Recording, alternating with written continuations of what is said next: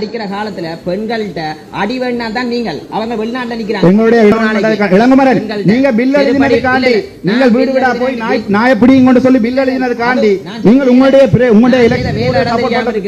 சரிதானே ஒன்றை விளங்கிக் கொள்ளுங்க. ஒழுங்கா வேலை செய்திருக்கணும். நீர் எனக்கு படிக்க MBBS அவரோட மாஸ்டர் ரெண்டு செய்திருக்கேன்.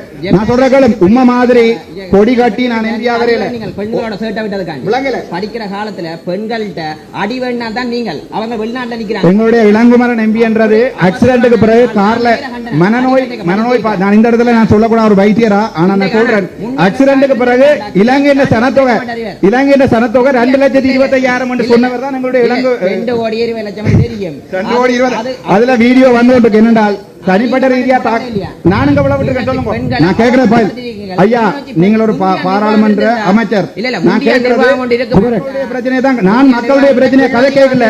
எங்களுடைய இளங்குமரனுக்கு இது கதைக்கிறதா இருந்தா நான் மக்களுடைய பிரச்சனையை மட்டும்தான் கதைக்கிறேன்.